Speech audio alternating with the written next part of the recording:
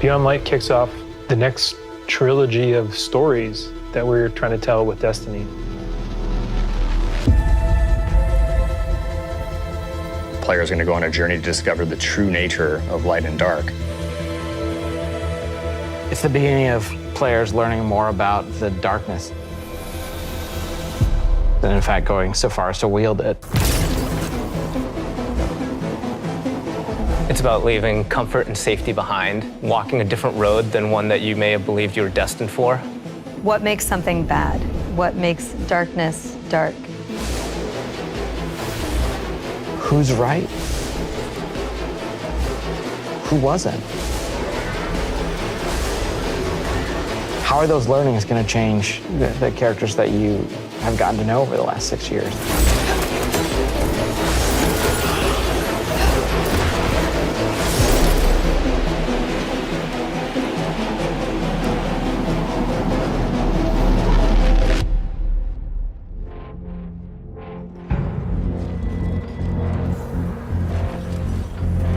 Beyond Light's really the beginning of a new adventure. Guardians, for the longest time, have been bathed in the light, sort of this altruistic force fighting back evil. And now we're starting to move into that gray area between the light and dark. If the darkness reaches out, we must reach back. I will not sanction this. In Season of Arrivals, the Vanguard is divided. You have some characters telling you, we should fight these ships, and we have other characters who are saying, no, we should find out what they want. We should get to know them and understand more. But it definitely comes to a head.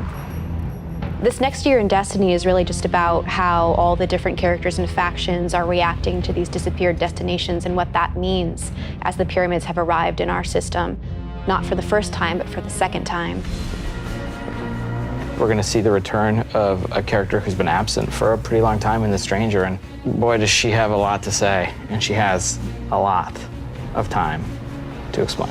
When I know more, you'll know more. She has shown up to encourage us to take on the darkness, and the only way to truly stop it is to work with it. And here comes our Guardian, right on time. Why did the darkness invite us here? Europa is literally like a time capsule. Europa is huge. Killer destination, freezing cold. Desolate. Some of the most beautiful spaces I've ever seen in a video game. There was a lot built on Europa during the Golden Age, and a lot of that was built underground. Clovis Bray had some research facilities there, really pushing the limits of technology and innovation there, maybe stepping into some things that we shouldn't have. Under the ice, all kinds of secrets. I'm so excited for what players are going to find.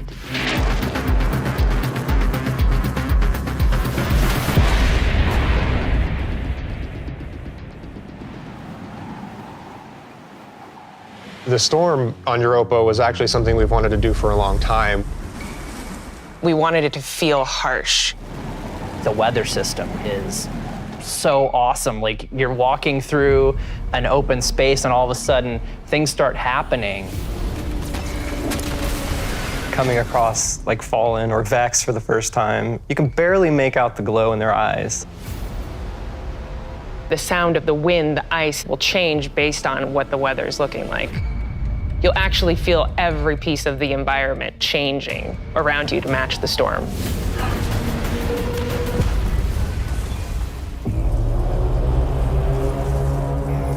Europa itself is a pretty foreboding place. Aramis is there in advance of us, and she set up a forward base.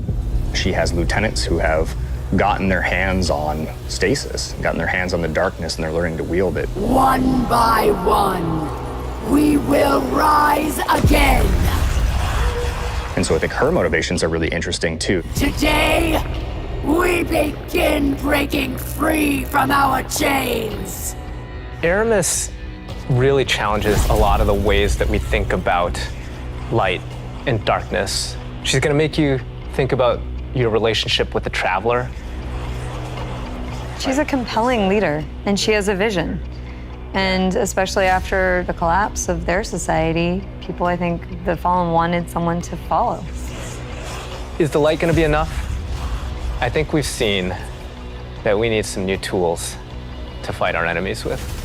Maybe it's time to fight fire with fire, or ice with ice.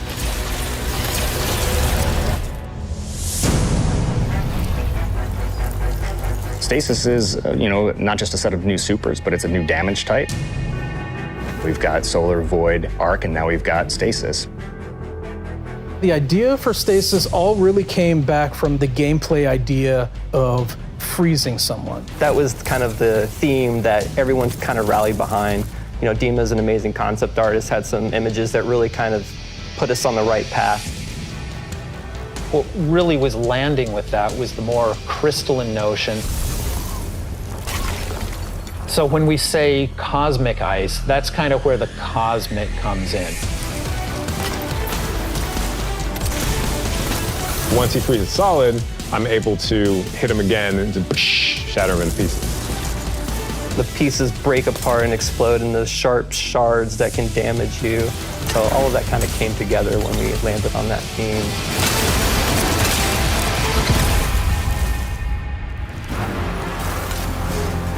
Stasis is gonna not only change the way that you can attack or approach combat, there's also some really great ways that you can upgrade it. Then you start getting into the more interesting parts, things that we're calling aspects and fragments, which are additional ways to modify your subclass. Aspects are a little bit more potent, and then the fragments are the things that are class agnostic, but depending on what your class is and depending on what your aspects are and how you want to play, you're probably going to be starting to select different ones in there. This is just the beginning for Stasis. We're going to continue to expand on it. We're just excited for players to get their hands on this.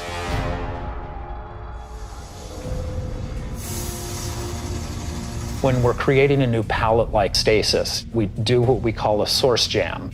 Everyone on the team blocks out about a week where we can say, okay, you're going to go out into the world, microphone recorder, record anything that reminds you of cosmic ice.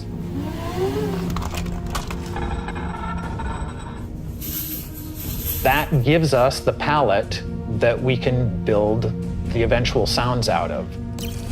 I found personally that the best way to do it was at night. But doing screams, screeches, and blood-curdling yells is a little scary at night. Then I had a really rumbly stomach, and that also was recorded. I think there was also a breast pump.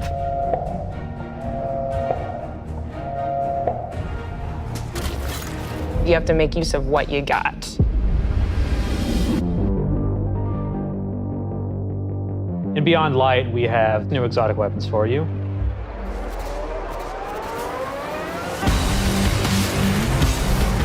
No Time to Explain is coming back. Instead of just being the gun that refills your magazine when you land precision hits, you actually get a little time portal, and it starts spitting out rounds alongside you. You can actually have that on top of the Arc Soul, so you can be your own little mini firing squad if you build for it.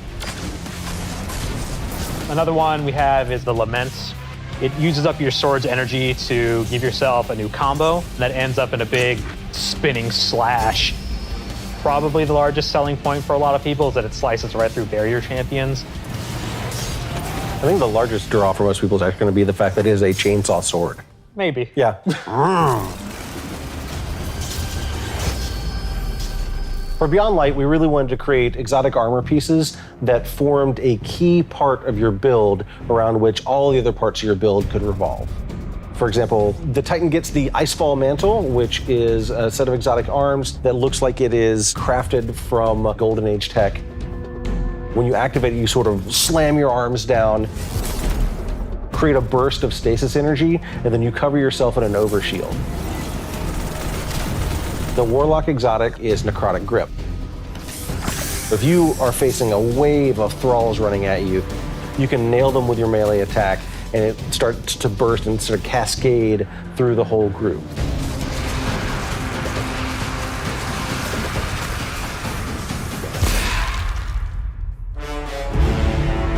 There's a lot there for newcomers coming in too. If you've got a friend who hasn't tried it out, it's a really great time to jump in on New Light, that entry experience for free players. Last year, when New Light launched, we brought back a small portion of the Cosmodrome. This year, we're bringing back a much larger portion of the destination. It takes some of the experiences that started with original Destiny 1, but puts them and stitches them together in a different way and adds new things and tells a different story. What you're gonna meet in this new opening experience is a character with not one, but two names from Fast and the Furious, Shah Han. Thank the light. I didn't think we had other Guardians on patrol here. What I love about the Cosmodrome is it feels like Destiny distilled.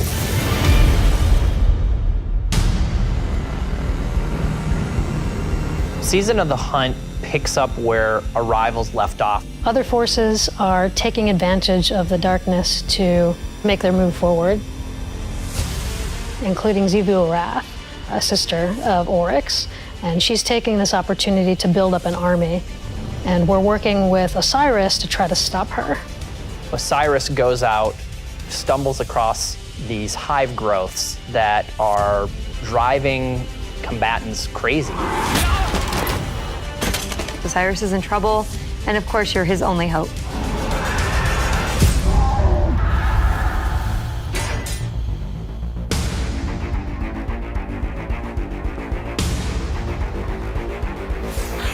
We warned you it was going to be dangerous down here. Impossible.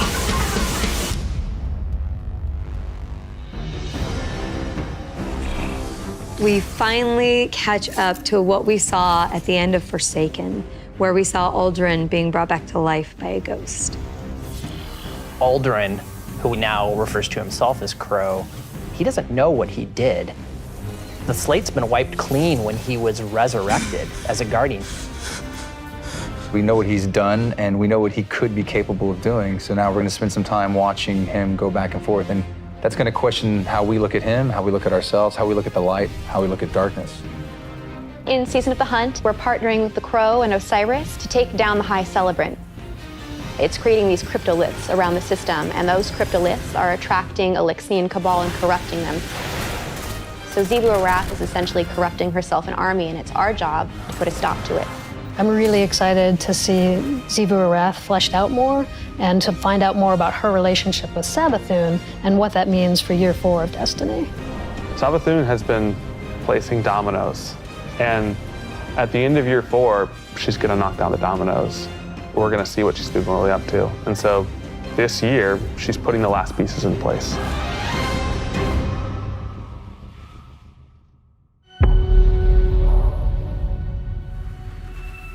Destiny is just a really incredible world, and there are so many stories for us to tell. We have a lot to look forward to beyond Light, then the Witch Queen, and then Lightfall, and all the seasonal content between. We feel like we've got a really great way to bring people together. Working through COVID and working through some of the other turmoil in the world right now has been really challenging. I have to admit, I've been pleasantly surprised with how well we've been able to get things done. We're committed to your characters and your community of players. We want to meet you where you are. I think the thing that excites me the most about Destiny's future is how much it's rooted in where we come from. Seeing villains revealed and finding out secrets that we've been hinting at for years. When I look at the team that we're building and continuing to grow and hire, the new leaders that are coming up in Destiny, that gets me super excited. Destiny's best days are ahead of us.